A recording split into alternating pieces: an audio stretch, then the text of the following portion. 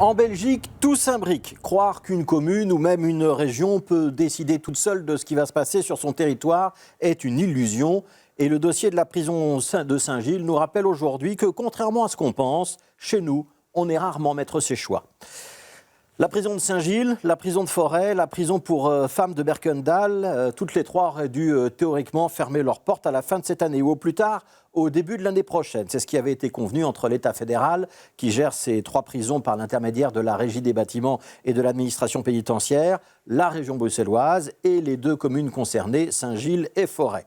En échange, la région avait mis à disposition un vaste terrain à Arren, 15 hectares au total, tout près de la frontière avec la région flamande, 1 milliard d'euros investis par le fédéral pour pouvoir accueillir à terme 1200 détenus.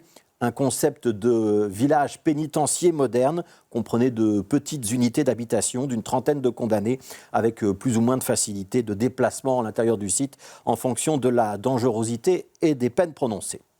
Depuis ce matin, on sait donc avec certitude que ce deal ne sera pas tout à fait respecté. Oui, la prison de Arren va bien ouvrir ses portes à la rentrée de septembre au mois d'octobre. Mais l'État fédéral n'abandonnera pas la prison de Saint-Gilles, en tout cas, pas tout de suite. L'établissement sera maintenu en service au moins jusqu'à la fin 2024. C'est ce qu'a annoncé Vincent Van Quickenborne, le ministre de la Justice, qui souhaite y conserver un minimum de 200 places, un peu moins de la moitié de la capacité actuelle. Cette prolongation va lui permettre de faire face à la surpopulation dans les prisons et de créer sur l'ensemble du royaume environ 800 places de prison supplémentaires.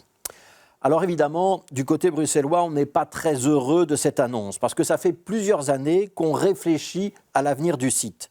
Des logements, des équipements collectifs, crèches, écoles, peut-être même un musée.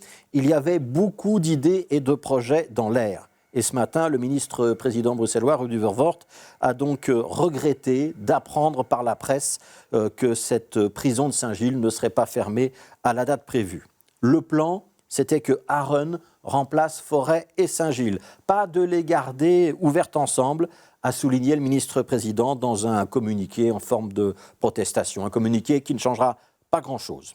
Parce que ces prisons, qui ont été construites à la fin du 19e siècle sur des terrains qui appartiennent à l'État fédéral, on peut avoir de magnifiques idées pour les transformer, de magnifiques projets d'aménagement du quartier, et c'est sans doute très nécessaire. Mais tant que le fédéral n'aura pas vendu les terrains, c'est lui qui gardera la main, et la prison de Saint-Gilles, bien que vétuste, restera une prison.